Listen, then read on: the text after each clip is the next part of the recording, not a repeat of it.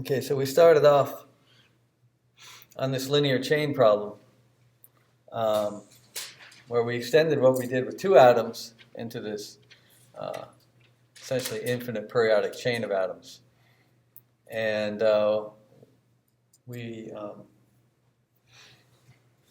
said we're only going to worry about nearest neighbor matrix elements, and when we calculate these nearest neighbor matrix elements, we only do what they call these two center integrals. So if I take the matrix element between 0 and 1, I only worry about the potential U0 and U1 rather than the potentials at due to atoms at -1 and +2.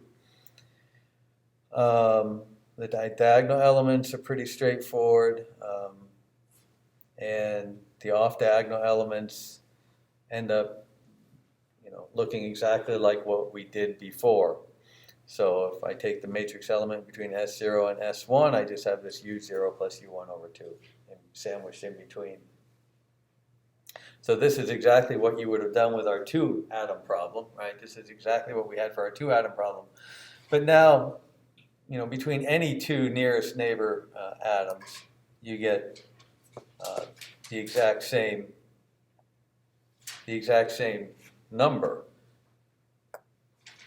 Right? These are all identical because all the atoms are identical, all the spacings are identical. So all these matrix elements that couple nearest neighbors are identical. And in this simple model, again, since the S's are real, the U's are real, the T's are real, we don't even need to worry about complex conjugates. And so it's an infinite chain. So for every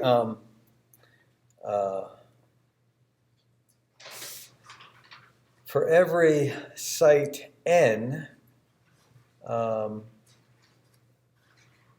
know how so this if I label the indices due to each column, this would be like column 0, column 1, column 2, column 3. So if I look at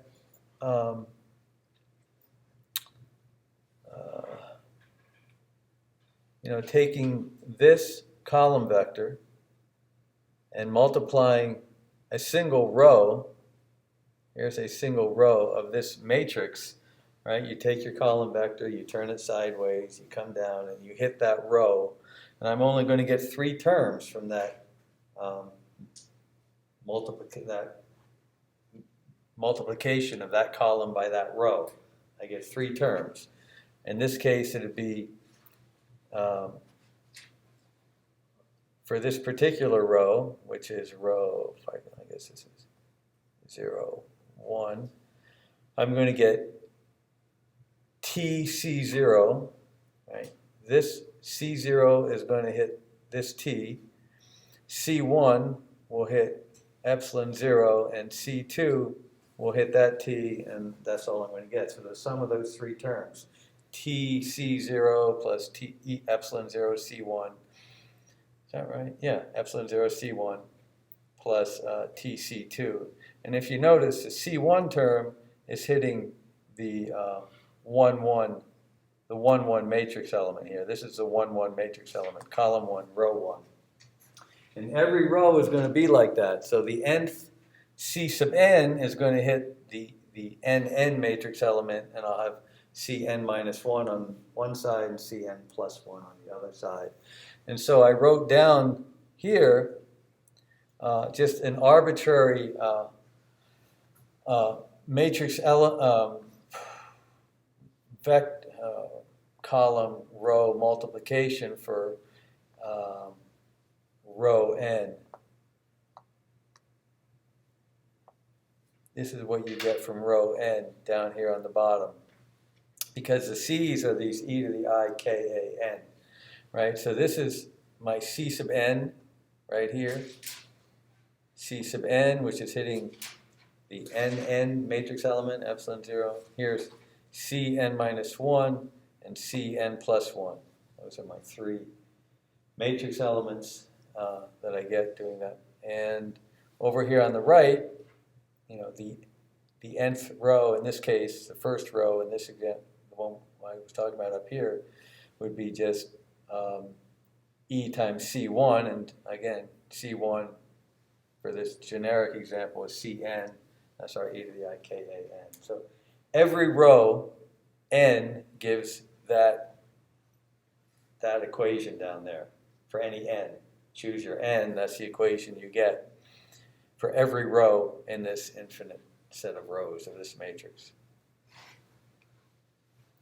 And that means, and since we can factor out this common term, this common phase factor, e to the I k a n from both sides, which we did over here, then every row gives us same expression for e, which means this column vector that we wrote down of c's is indeed the eigenvector of this Hamiltonian, because when I do that, for every row it gives me the same thing, e. So that is a constant, right, independent of k. And this expression relates e to k, and that is our E-K relationship. That is our band structure that we started talking about in the very first lecture. So this was our first non-trivial band structure we've derived for this 1D crystal. The simplest thing you can imagine, a 1D crystal with one orbital per site. This is what it looks like. This is a very generic form for any band of a periodic system. It has this finite bandwidth that we talked about. Did I draw it again? I think, yeah, it has a finite bandwidth. It has both a top and a bottom. And people use these concepts a lot when analyzing real band structure. The bandwidth is 4T. T is the coupling, that off-diagonal matrix element is coupling the atoms. So if you know the bandwidth, you have an estimate for this coupling, this nearest neighbor coupling of the atoms. We've got the bandwidth, and then we talked about how this band structure that we calculated here relates to this parabolic model that is sort of ubiquitous everywhere, where you just say E is equal to h bar squared k squared over 2m star, right? And that model is parabolic. It doesn't have a top. It goes on infinitely.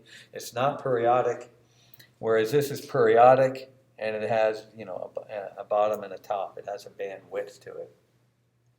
And so we started off with this, just going back to what I call the effective mass equation here, where you just replace m by m star in Schrodinger's equation. And we said, okay, let's discretize this Schrodinger's equation on a lattice. We went ahead and did that. We discretized the second derivative. We went ahead and wrote out what this, so this is Schrodinger's equation in discretized form, where n represents the site in my discretization grid, in this finite difference discretization grid. And we put in this for our solution, and we showed we get exactly the same form as what we did with our tight binding model. So simply by taking this parabolic model with no top, no periodicity, and discretizing it, we end up with this, we go from this parabolic band structure to this periodic cosine band structure. And, if there are how many here are electrical engineers? Okay, you come from that background. So you know about things like a discrete Fourier transform.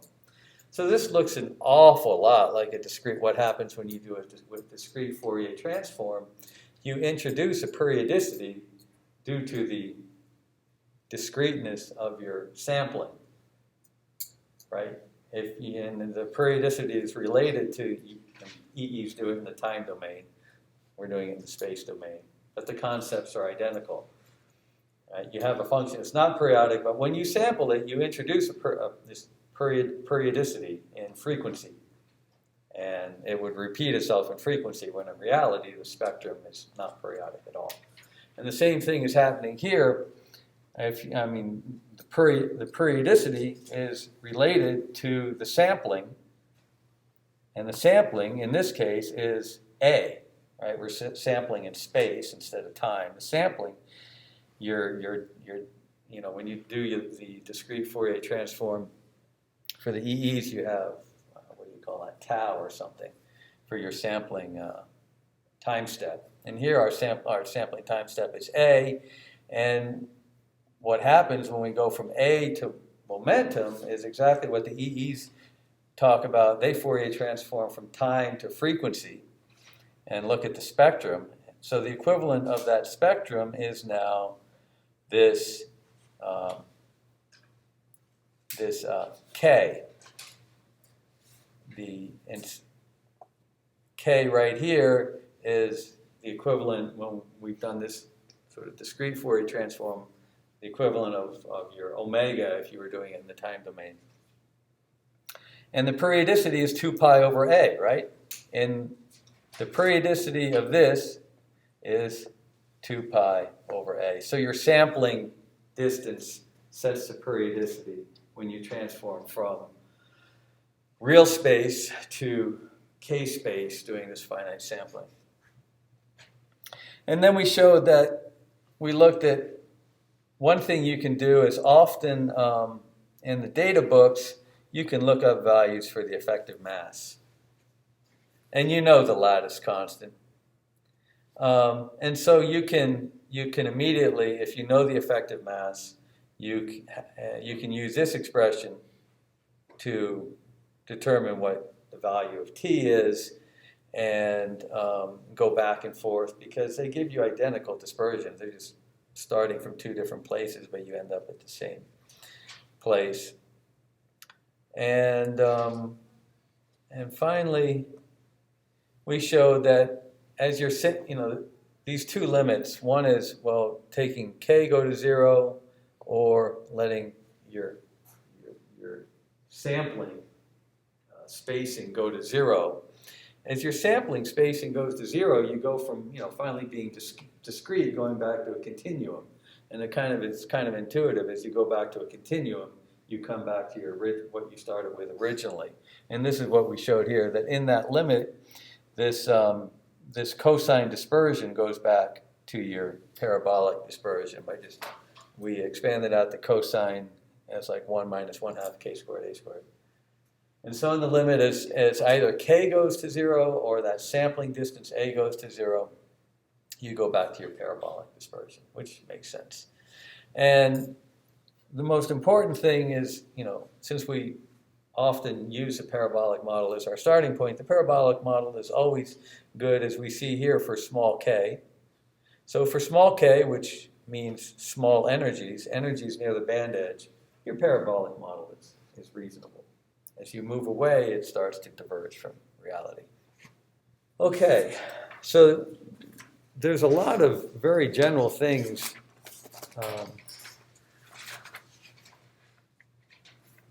very generic things in this simple band model that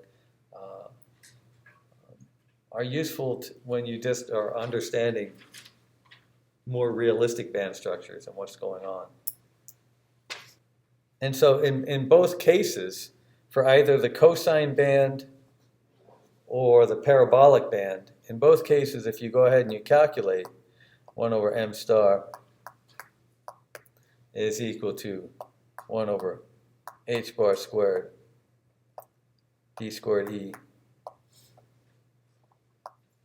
dk squared, you're going to get the same thing at the band edge.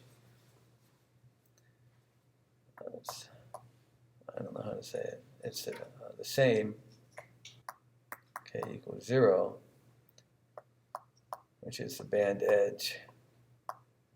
So both the cosine and the parabolic dispersion have the same curvature right at k equal to 0. They have the same curvature, and if they have the same curvature, that's what gives you the effective mass. So they both give you the same effective mass right at k equal to 0. This idea of a band width shows up when you're looking at what they call narrow band systems. it can show up. You can get bands due to this sort of nearest neighbor coupling of d orbitals in metals. So the d orbitals tend to be strongly localized without a lot of overlap between one d orbital on one atom and another d orbital on the next atom. Okay, and so you get basically an isolated band somewhere in energy that is pretty narrow and looks kind of like your cosine band. This sort of nearest neighbor type model is a pretty good approximation. So you get a narrow band, and experimentally they can determine what this is. And again, you know the bandwidth, and from the bandwidth you immediately have a number for what this nearest neighbor matrix element is and the strength of this coupling between nearest neighbor d orbitals, say, in adjacent unit cells in your metal. Another thing, so this is sort of something real material science, where this gives you useful intuition. And when you have these narrowband systems, other interesting things arise. When this bandwidth becomes less and certain Coulomb interaction terms, you can get the band to split. We're going way beyond. But so there's some real material. This gives you some real insight into certain physics and material science.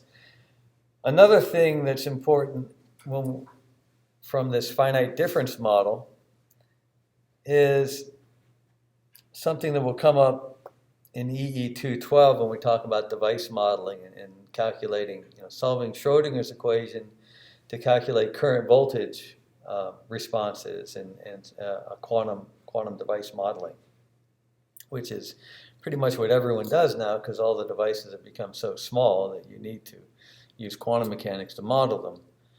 And so if you look at, let's take a simple, just conduction band edge under bias, okay? Just some generic conduction band edge. And we apply a bias to this thing. So this is our conduction band edge. We've applied a bias between one side and the other, so you have a voltage drop, okay? And that's why the one side is further down than the other. Because there's a sign change going from voltage to energy, I would have applied a positive voltage to this end, and that pushes the band down. It's not really important. And so I have a bunch of electrons here, and they see this, potential drop out in this region, an electric field, so they're going to want to flow, right? I've applied a potential drop. The electrons are going to want to go from left to right. And I want to model this. I could have some small tunnel barrier in between or something interesting. But I want to model the transport. And so the first thing you do is you take your effective mass model. You look up the effective mass for your system, and you take your simple effective mass Hamiltonian and you discretize it because you want to solve this with MATLAB. So you discretize your Hamiltonian on some set of discrete sites. So this is position, right? This is my position coordinate. You discretize it on some grid where you're going to evaluate your wave function in this finite difference approach. And, well, I'll just keep calling this discretization length A. So you discretize it, and then you apply suitable boundary conditions, which is a subject of EE208, and you create this Hamiltonian, which, this looks like our infinite chain. This looks like our chain again, right? Our chain of sites. And now the only difference is each site will have its own, so if I go up here, will have its own like epsilon 0 because the energy is being changed by the voltage. Right, so I'll have like each site will have its own diagonal matrix element. I don't know, En plus 1, right? Because the voltage is shifting those diagonal matrix elements. You can think of it as shifting the energy of each site, or shifting the potential at each site. But the off-diagonal elements stay the same, just like what we just did with our infinite chain. The only difference is this is not infinite, and there's some how you apply the boundary conditions correctly. That's a whole nother course. But other than the fact that you got boundary conditions, and the matrix looks exactly like what we had before. Back, that big tridiagonal matrix. This guy here. It looks just like that, except each epsilon zero will be different because it's shifted by the local voltage. Okay? Other than that, it's the same matrix. And so you go ahead and you solve that for your wave function, your C's. And out here, you finally calculate some wave that's coming out the other side, psi right, magnitude squared, and that's going to give you your transmission and finally your current. And everything's good until you apply about a volt of bias, and suddenly your current turns off. And you're like, wow, my current just turned off. I've invented a new device. And what's happening is that once you discretize this Schrodinger's equation, you no longer have this parabolic dispersion anymore. You have this cosine band dispersion. And so your band not only has a bottom, which is what I drew, but your band also has a top. And so when you inject and you've applied too much voltage, or voltage greater than this band width of that cosine band, you hit the top of the band and there's nowhere left to go. And so you bounce back and you get reflected. And that's the first, of course I did it when I was a grad student. One of my grad students has done it. It took me a long time to figure out why the current was going down. It's like, oh, I remember that. And that's what happens. And I've seen it in stuff people have submitted for publication. So once you discretize, Schrodinger's equation, you always have a bottom to your band, that's your conduction band, but you've introduced a top to your band, a band width. And if you apply more voltage than your band width, which is 4T, which is your h bar squared, what is it in terms of our h bar squared over m star a squared? Right? So that's your bandwidth, either in terms of T or in terms of your effective mass and your discretization length. That is your bandwidth. That's all the voltage you can work with before you're going to start introducing some strange things in your IB characteristic. And so there's two things you notice, that if m star is really small, you can discretize this on a much larger spacing and still get reasonable results. If your effective mass is really large, then your discretization length has to be much smaller before you run into trouble. The problem is, your bandwidth scales as 1 over your discretization length squared, so you quickly reduce your bandwidth by increasing your discretization length. So by increasing, and right, the further apart you make these points, the smaller your matrix is. So, every student wants to work with as small a matrix as possible. So if I can discretize like a really big spacing, I only have 3 points. Oh, that's great, right? But no, it's not great. You're limited by this here. And, by the time, in almost any case, for most of the effective masses I've dealt with, other than the really, really small ones, you're pushing it by the time you get to like 2 nanometers grid spacing. But still, 2 nanometers is way better than the atomic spacing, which is like, 1.4 angstroms.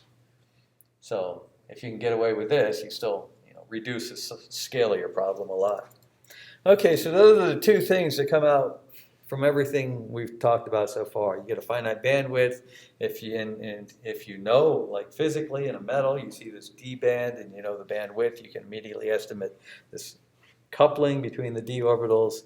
And if you're ever doing simulations and you're using this finite difference method for some quick IV characteristic, you can, if you try to cheat too much and make your grid too big, you run into problems, and this is why. So far, we've had one orbital per atom, if you want to think about atoms. For your periodic unit, people talk about the primitive cell, which is the smallest repeat unit in real space. If you repeat this, you generate the whole crystal. And so far in our primitive cell, we've had one atom with one orbital. So we really haven't had to make any distinctions between primitive cell, atom, and orbital, because there's just one-to-one correspondence. But now we're going to, if you're dealing with something like silicon, there's more than s orbitals. There's s orbitals and p orbitals, if we want to calculate the band structure. So in real semiconductors, such as your silicon, germanium, gallium arsenide, etc. There are 2 atoms per unit cell. There are going to be multiple orbitals per atom. And these are going to be, like each atom is going to have an s orbital and 3 p orbitals. And we're going to use px, py, and pz, and we'll discuss them in detail. All right, so you're going to have 4 orbitals without spin. When we have spin, then we're going to have 8. 4 orbitals on each atom, and you're going to have 2 atoms per primitive cell. So each periodic unit will have 2 atoms in it, and on each atom you have 4 orbitals. So each periodic unit is going to have 8 orbitals. We're going to call the 2 atoms in the primitive cell atom A and atom B. Or if it's gallium arsenide, we'll call them the cation and the anion, right? Gallium is a cation, arsenic is the anion. Either way, one or the other. Sometimes I go back and forth. And so in each repeat unit, you have 8 orbitals. 2 atoms, 8 orbitals. And so we need to somehow formalize this procedure of calculating band structure to deal with that. So what we're going to do now is formalize this procedure for calculating band structure in a crystal. Which means we're going to get it to the point where it's just sort of a set of steps. You turn the crank and you can generate, in this sort of nearest neighbor localized orbital model, you can get the band structure for all the useful semiconductors, graphene. I'll be doing, I think the way this goes, I will be doing the silicon gallium arsenide type 3-dimensional crystal, and we will be working through graphene, which is 2-dimensional and therefore easier, sort of through the homework. So you will be doing graphene, I'll be doing silicon and gallium arsenide. But that's like some follow-on homework. I think first you do a linear chain. We work up to it. Don't freak out yet. I think there's 2 homeworks away. Okay. So I guess we should mention Bloch's theorem. Just if you've seen it before, it may give something that looks familiar. So if we have a periodic potential, which is what a crystal is, periodic potential V of R, then the solution, according to Bloch's theorem, is that the eigenstates of the crystal, I'll label them by band index and wave vector k, is equal to, I'm going to normalize this by 1 over the number of, I guess in this case, the number of primitive cells in the crystal which is just sort of a formality because that always goes to infinity. U E comma K of R times this plane wave that modulates the amplitude. And this U function, so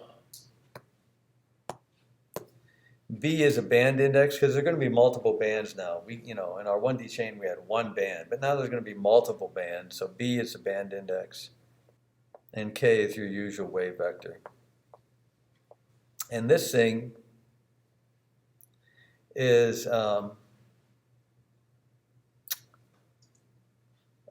it has the periodicity of the crystal, which is the periodicity of the potential. So it has the periodicity of the potential, which is the periodicity of the crystal. So if V of R equals V of R plus a shift, and this shift would be the lattice constant of your crystal. Right? As you move by any lattice constant, you sort of come to the same position. You look around you, everything looks the same. Then this U function has the same periodicity. And a simple picture with multiple bands. You might have a couple of conduction bands, a couple of valence bands. And in all the semiconductors we're going to do, gallium arsenide, silicon, germanium, every valence band has the same form. You got the light hole band, the heavy hole band, and the split off band. Due to the 3 p orbitals, and way down here you're going to have some bonding S band. So these are your band. This is what I mean by B for that band index. 1, 2, 3, 4, etc. And this is actually your bonding S orbital. And in the direct gap semiconductors, this guy, like gallium arsenide, would be your anti-bonding S orbital. And these guys, so this would be your anti-bonding S orbitals. This band, your conduction band, and these 3 valence bands would be all coming from your p bonding orbitals. So all the bands below the horizontal line would be filled, all the ones above would be empty. This is your band gap, e.g. So this is a typical looking, for all these, like the 3 5s, which are direct band gap, this is sort of a cartoon band structure that they're all going to follow. The conduction band right at k equals 0 is composed purely of the 2 s orbitals on each atom, and the valence band at k equals 0 is composed completely of the p orbitals on each atom. All right, so that's what I mean by the bands, and this generic form for the wave function with a periodic part and the plane wave modulating it. If I take the matrix element, it's diagonal in K, and it's also diagonal in the band index. So psi BK, psi BK prime is delta KK prime, and psi BK, psi B prime K is also delta BB prime.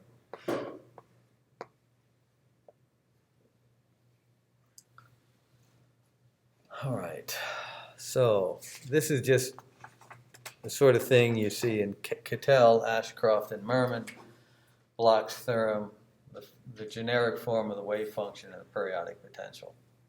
And sort of the intuitive way to understand that is, since the potential is periodic, we know that any real quantity, like the electron density, has got to also be periodic in the crystal, right? There's no reason why the electron density, should not have the same periodicity as a crystal. Why it would be different in one unit cell than another unit cell, because every unit cell looks identical. And so the electron density is related to the wave function squared, right? The electron density is related to the wave function squared. And so we know that means that, just intuitively in this periodic potential, you would expect that psi bk of r quantity squared has got to equal psi bk of r plus any lattice constant magnitude squared, right? Shifted over by any lattice constant. So it means that the magnitude squared of the wave function should be periodic.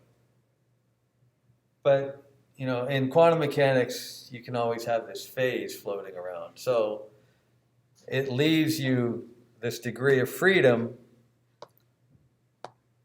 So here's the periodic part, and it's multiplied by this phase factor. Of course, when you take the magnitude squared, that phase factor disappears. It's irrelevant for the magnitude squared of psi, right? It's just a pure e to the I k dot r.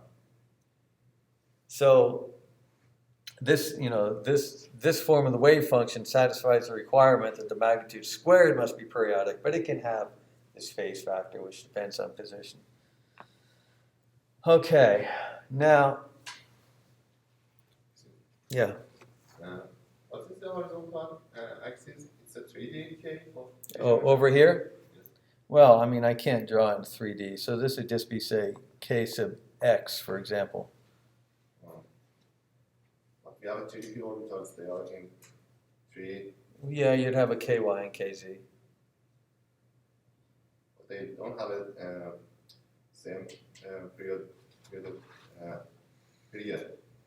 Well, this is a k dot r. These are three-dimensional.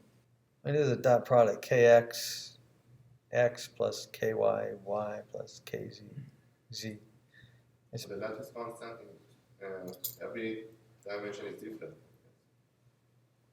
Well, not in silicon. What do you mean every dimension is different?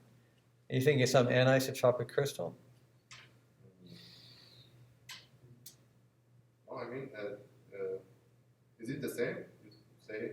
Like the lattice constants? Yeah. Or the primitive lattice constants? Yeah, between, for example, in x direction or z direction. Yeah, if you have this cubic symmetry, it's got to be the same just due to symmetry considerations.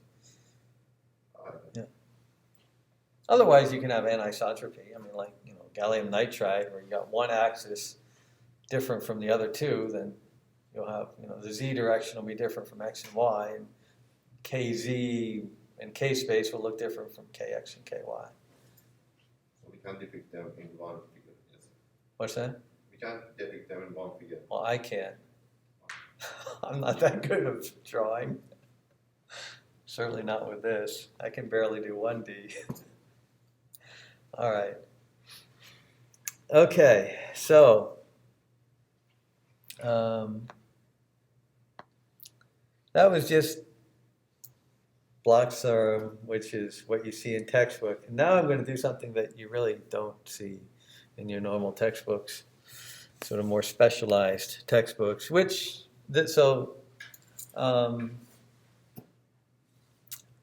don't know, not many people present it like this, actually, but this is the way it should be presented. Maybe you and Cardona. So if you go to those materials on iLearn, Blackboard, there's some photocopies from you and Cardona. I'm not sure if I think they do it this way. Superdata goes through this type of calculation, but he doesn't present it quite like this, the way I'm going to do. Anyway, So, for solving the periodic, I'll call it the periodic atom problem, there's some specific steps we take.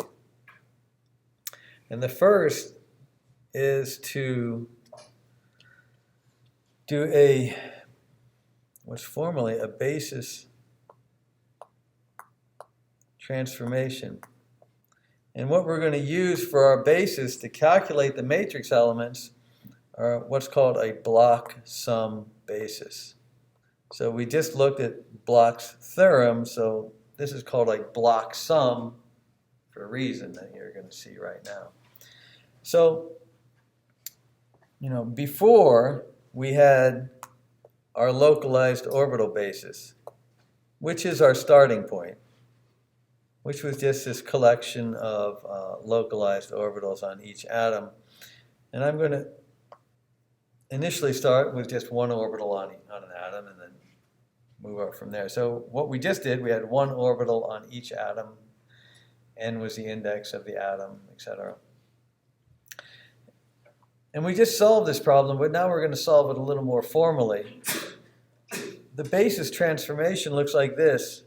So my Bloch sum basis, let's give it a different color to really emphasize. My new basis, it no longer has an index n. It's really, you can think of it as a discrete Fourier transform going from the discrete lattice sites into k-space. So Sk is equal to 1 over root n sum over all the primitive cells with my one localized orbital in each primitive cell. So this is a basis transformation. This is a new basis, and this is the basis that I'm going to be calculating. This basis right here is my Bloch sum. And so for our 1D chain, with only one orbital on a site, I have one of these, one per each value of k. One per each value of k. So my new index, my old index was n. My new index, and this is really just a 1dk in this case, is k. And I'll go back and forth by summing over either n or summing over k. So I have one of these things, my new index, right? My old index was n, and I had capital N of these things, n orbitals. My new index is going to be k. I'm going to have n k's. So this is a one-to-one. This is a unitary basis transformation. This is an orthonormal basis, right? I can take the matrix elements of two of these Bloch sum states. So this new basis is orthonormal, and you show that by just taking S, right? The index is k by looking at that, right? So if k is not equal to k prime, you get 0. If k equals k prime, you get 1. And the way you have to evaluate all these matrix elements is to write them back out in terms of the expansion. So I get 1 over n, 1 over capital N, sum n, sum, I call it m, s n, s m, e to the I, k a, m minus n. That's what that matrix, where I just put back in that expand, the formula for each of the sk and sk prime. Oh, I guess it's really, I put the same k. It's really e to the I a k m minus K prime N. I guess that's the way it has to look. So there's two things. It's a little more detailed to show that, you know, if K is not equal to K prime, if those two are different, you get 0. And that takes a little more work. I don't want to go through that. I want to say if these two K's are the same, then this reduces to this. And if the two K's are the same, then I get this. And now what? Oh. Well, what makes it nice is that this is a Kronecker delta. So that immediately collapses the sum, right? So now I have 1 over n sum n. So this thing just becomes 1. And then I just have this phase factor. So I would have e to the I. Let me put back my k and k prime. E to the I n a, I guess, k minus k prime. And this you can show, that's going to give you 0 if k is not equal to k prime. And if k equals to k prime, then this sum is just n, because there's n orbitals in my basis, n primitive cells. If k equals k prime, that sum just gives me n. And so that's why that normalization factor comes into play, and n times 1 over n gives me 1. It used to be a homework assignment. Usually what people would say when I assigned it for a homework, very few people actually did it right, to say, well, if k is not equal to k prime, that's just, you know, that's the phases will all cancel out and you'll get 0, obvious. But that's good enough. I mean, the intuition is correct. That's what happens. But you can do it a little more formally than that. Anyway, okay, we've shown that if k equals k prime, it just gives you 1. So we have an orthonormal. This new basis is an orthonormal basis.